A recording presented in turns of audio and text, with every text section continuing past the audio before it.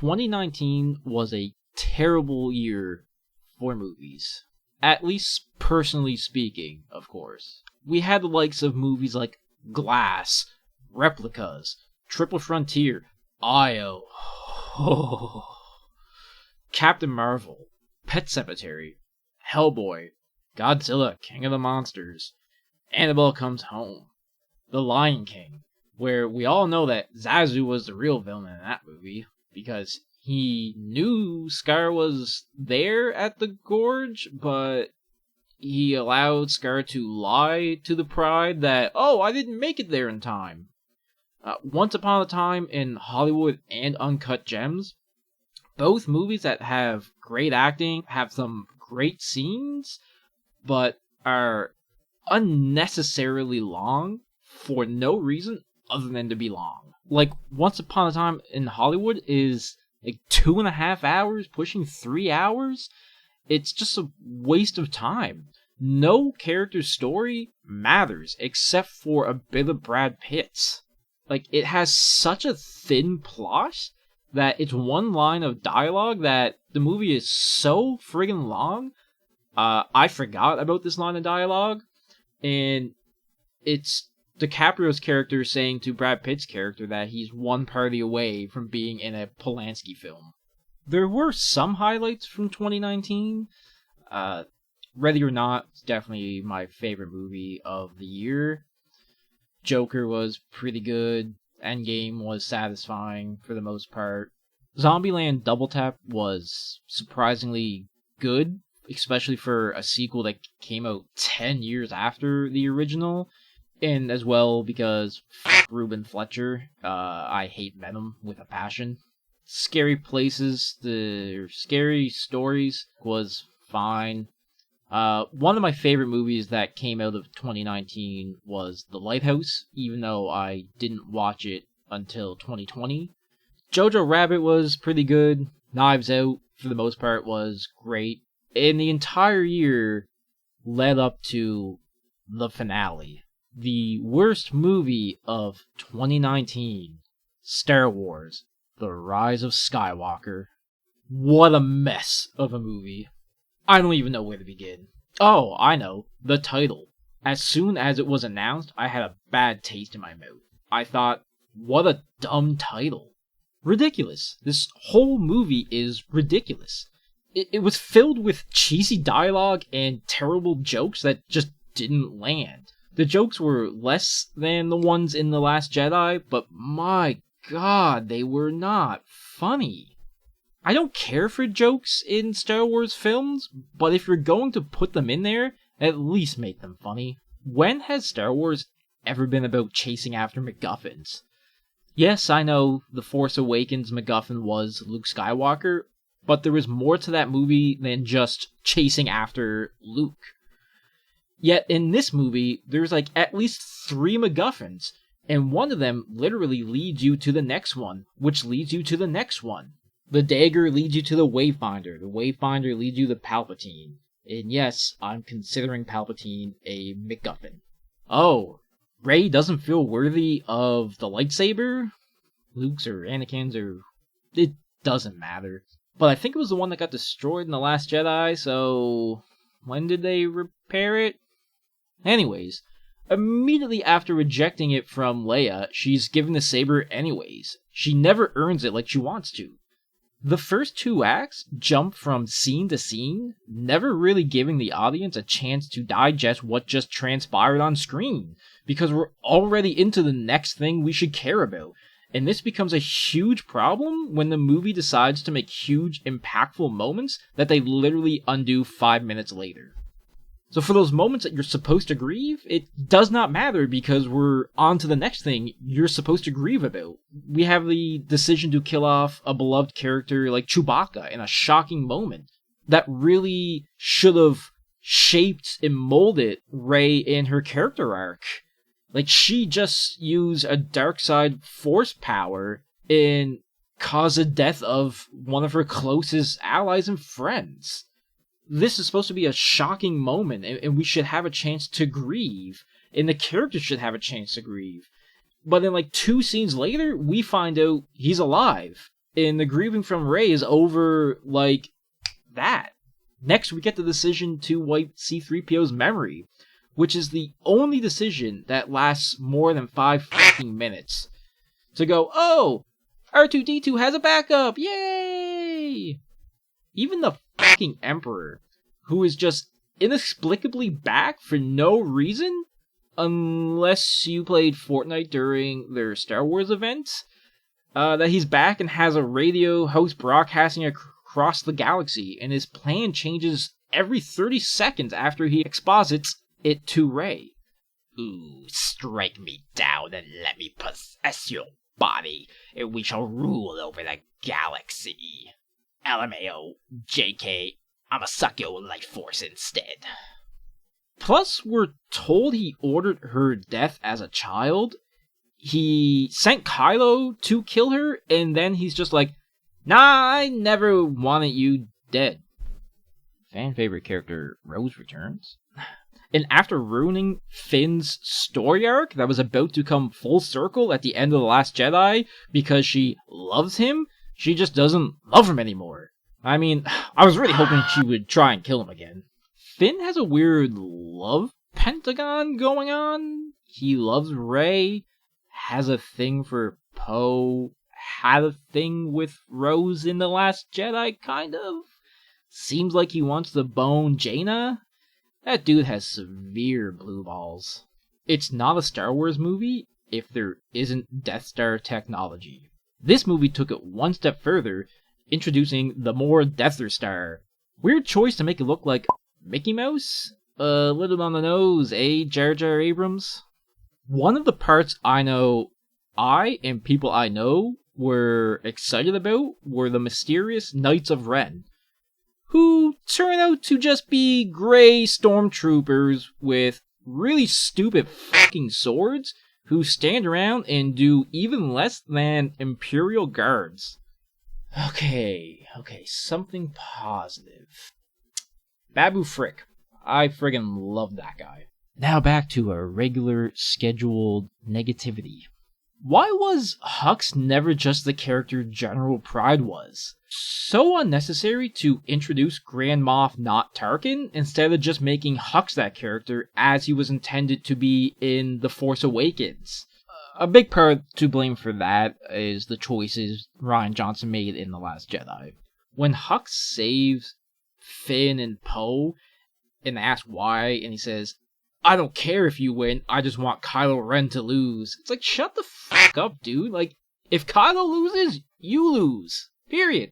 End of discussion. You're terrible at your job. We never get to find out what Finn wanted to tell Rey, and they prominently bring it up that he has something to tell her. Is it that he is in love with her? Or maybe that he's Force sensitive. Jar Jar Abrams has said in interviews that Finn is Force sensitive. Which, if that's the case, why not just tell Poe that? Why make it such a big mysterious secret? We shouldn't need an interview to reveal that. It should be revealed in the movie. So, can someone who was never Force sensitive just get a rise in midichlorians and become Force sensitive? How does that work? So, why did Rey not become one with the Force when she died, but Kylo Ren does? Is it because of Leia's Force ghost magically turning him good, just redeems him completely, that he can become one with the Force? I mean, I get it. Rey is kind of a hot-headed dickhead throughout the movies, but she does do a lot of good, so you would think when she died, she would become one with the Force over Kylo. Kylo Benjamin Renner, throughout this trilogy, has been portrayed as a conflicted character constantly being torn apart by the light side and the dark side. Some say he is what Anakin should have been in the prequels. And you get to see a lot of his conflictions in The Force Awakens up until the point where he kills Han Solo. And then in the sequel, he's all about killing the past killing his mentor and embracing the dark side, doing even more evil. So why is it that Leia can just be like, oh, shit, I'm gonna die and give you my spirit or whatever, and voila, you're good now?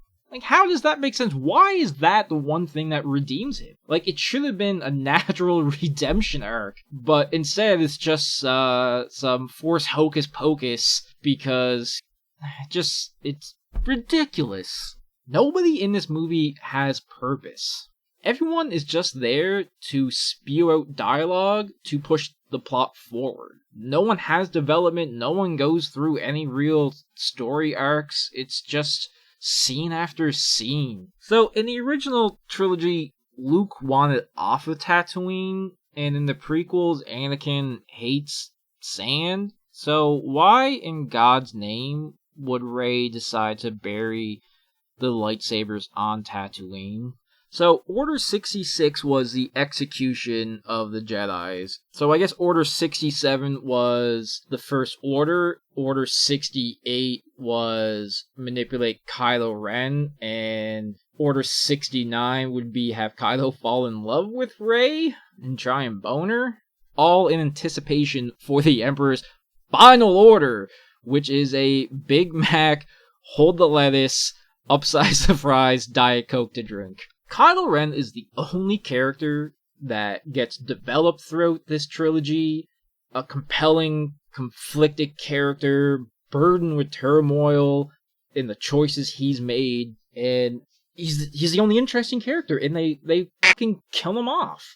Like, if you're going to continue the franchise, I would love to see more Kylo, but we're left with, Rey, who steals people's names and weapons and spaceships. Finn, who likes to keep secrets in his diary and loves literally anyone that will give him the time of day. And Poe, who was supposed to be killed off in the first movie and then is just written as the best pilot ever because why not? Oh, and don't forget everyone's fan favorite, Rose. She's still around. People shit on The Last Jedi for not answering questions and such set up by The Force Awakens, but this movie did not do any better. It spent 2.5 hours just trying to retcon and forget The Last Jedi, intentionally doing exactly what The Last Jedi did to The Force Awakens.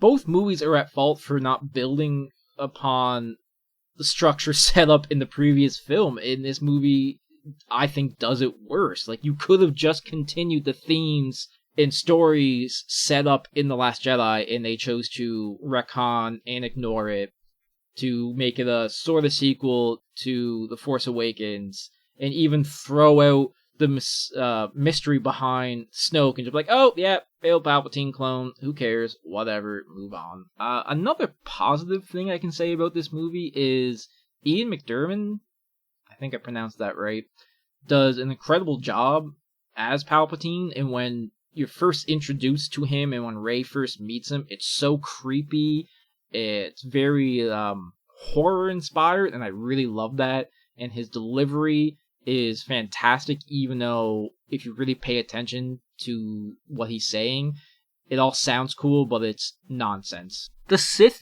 dagger is just... ugh. So not only is it one of the worst MacGuffin, they have no problem finding anything in this movie. Oh, we need this, thing to find the Wayfinder. Oh, we fell through a hole, there it is, we found it, no problem whatsoever. Okay, for some reason, it's inscribed on the dagger where to find the Wayfinder. They bring it to a guy who messes with C-3PO's mind so he can actually read it. Like, okay, we gotta go to this planet. They go to the planet. Oh, they stand on the cliff, pull out the compass thing. Oh, look, I know exactly where I have to go. Like, who the fuck had the time to design this dagger to pinpoint exactly where to find the Wayfinder? That's ridiculous. And that's not even taking into consideration the cliffs and real life erosion and how none of that would actually work or make sense. Oh, the water is crazy and you can't get to the wreckage of the Death Star? That's not a problem, Rey can do it. So while the heroes were on the planet where Babu Frick is, they meet Zori Bliss, a woman from Poe's past, and her character really doesn't give a shit about the war or the First Order. She just kind of wants to get off planet and be away from everything. But she ends up giving her token thing or whatever, her one way of escape to Poe so that they can leave the planet in peace.